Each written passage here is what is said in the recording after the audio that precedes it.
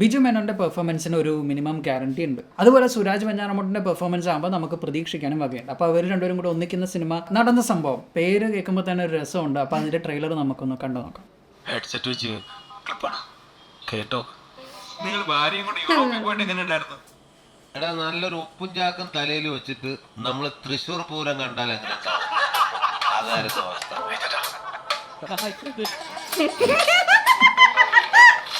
കൊള്ളാം. നമ്മുടെ അപ്പത്തെ ഫെമിനിസ്റ്റിനെ പരിചയപ്പെടണ്ടേ? പേര് ഇൻസ്റ്റയിലുണ്ട്. പുതിയ നൈബേഴ്സ് ഒന്ന് കാര്യം പരീക്ഷിക്കാൻ പറ്റിയില്ല. എന്താ പേര്? ഇയാള് പഠിച്ചു പോകും. പല നടുവേനൊക്കെയുള്ള ആളായിരിക്കും. നീ ഒരു നല്ല ലിസ്റ്ററാണ്. അല്ല, ഇതൊക്കെ എങ്ങനെ അറിയുന്നത്? മാതാപിതാ ഗൂഗിൾ ദൈവം എന്നല്ലേ. എങ്ങനെയുണ്ട് ഉണ്ണിയേട്ടൻ? ഉയരല്ലേ? അച്ഛൻ ടീമുമായിട്ട് ഉണ്ണിക്ക് അത്ര അടുപ്പല്ലേ? അടുപ്പക്കുറൊന്നുമില്ലടി. നമ്മുടെ വൈബായിട്ട് അങ്ങ് സെറ്റ് ആവില്ല. തലയ്ക്കകത്ത് ഒരു മസ്റ്റാ.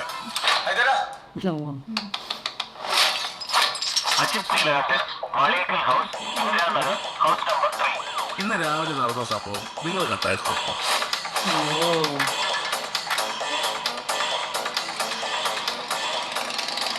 നടന്ന സംഭവത്തിന്റെ ദൃക്സാക്ഷ്യം ഉണ്ണിയേട്ടനാ?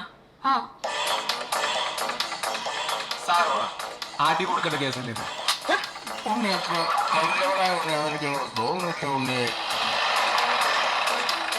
ചവിട്ടുന്നതിന് മാത്രം ഒരു കുറവുമില്ല. വിളിച്ചോണ്ട് പോടാ. നല്ല രസമാണ് പോലീസ്. ഇനി ഇവിടെ കിടന്ന് ഷോ ഓഫ് കളിച്ച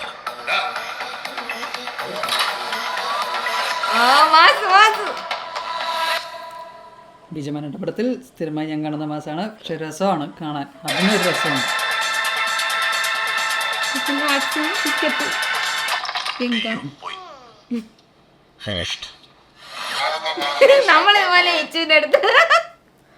കൊള്ളാം. എന്തായാലും പേര് പോലെ തന്നെ ഞാൻ പറഞ്ഞതുപോലെ തന്നെ വളരെ രസകരമായിട്ടുള്ള ഒരു ട്രെയിലറാണ് കണ്ടത്. നല്ല കോമഡി സംഭവങ്ങളൊക്കെ ഉണ്ടാവും. എന്തായാലും രസമുണ്ട്. ഇപ്പം തല്ല് കൊടുക്കുന്നതാണോ കിട്ടുന്നതാണോ നടന്ന സംഭവം? എനിക്ക് മറ്റേ മോഹൻലാലിൻ്റെ ഒരു പടം ഉണ്ടായിരുന്നല്ലോ, അയലത്തെ അല്ല മോഹൻലാലല്ല ജയറാമ, അയലത്തെ അദ്ദേഹം ആ സിനിമയുടെ ഒരു ടൈപ്പ് എനിക്ക് അയലത്തെ അദ്ദേഹത്തിലെ പോലെ നമ്മുടെ സിദ്ദിഖിനെ പോലെ അതുപോലെ ഒരു ക്യാരക്ടറാണ് ബിജു മേനോൻ. ജയറാമിനെ പോലെ ഒരു ക്യാരക്ടറാണ് നമ്മുടെ സുരാജ് വെഞ്ഞാറമൂട്. ആൻഡ് അവരുടെ ഇടയിലുണ്ടാകുന്ന ഞാൻ അങ്ങനെയല്ല പറഞ്ഞത്. ബട്ട് എനിക്ക് പെട്ടെന്ന് കണക്ട് ചെയ്തില്ല. കാരണം ഒരാൾ ഭയങ്കര സോഷ്യൽ ആൻഡ് ഭയങ്കര ലവിങ്, മറ്റേ ആൾ കുറച്ച് റിച്ചിഡ്. അത് കാരണം കൊണ്ട് ഒറ്റ എലമെന്റ് കൊണ്ട് എനിക്ക് പെട്ടെന്ന് തോന്നി.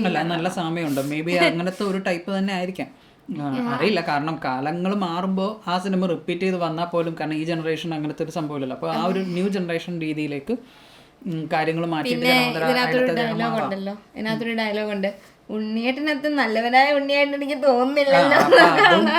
ഇതിന്റെ ഒരു സൂചന അതിനകത്ത് ചെറുതായിട്ട് കൊടുക്കുന്നുണ്ട്. അപ്പൊ അതായത് ചിലപ്പോൾ അതുമായി ബന്ധപ്പെട്ട് കേസുകളൊക്കെ അന്വേഷിച്ച് വരുമ്പോൾ വേറെ കുറെ കാര്യങ്ങൾ പുറത്തേക്ക് വരുന്നുണ്ടാവും.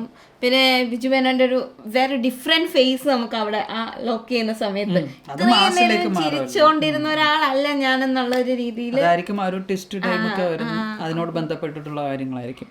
സോ അങ്ങനെ എനിക്ക് ഫീൽ. പക്ഷേ ഇത് ഓവറോൾ കണ്ടിരിക്കാൻ ഭയങ്കര രസമായിരിക്കും എന്ന് എനിക്ക് തോന്നുന്നു. കാരണം ചിരിക്കാനുള്ള എലമെന്റ് ഉണ്ട്, ഫണ്ണുണ്ട്. ട്രെയിലർ എന്തായാലും വളരെ രസമുണ്ടായിരുന്നു. അപ്പോൾ സിനിമ വരാൻ പോവാണ് ഉടനെ തന്നെ ഞങ്ങൾക്ക് ഒരുപാട് എക്സ്പെക്റ്റേഷൻ ഉണ്ട്. അപ്പോൾ നിങ്ങളുടെ എക്സ്പെക്റ്റേഷൻസ് എന്തൊക്കെയാണെന്നുള്ളത് കമൻറ്റിൽ രേഖപ്പെടുത്തുക. So thanks for watching this video. Video ഇഷ്ടപ്പെട്ടാൽ ലൈക്ക് ചെയ്യുക, ഷെയർ ചെയ്യാൻ, ചാനൽ സബ്സ്ക്രൈബ് ചെയ്യുക.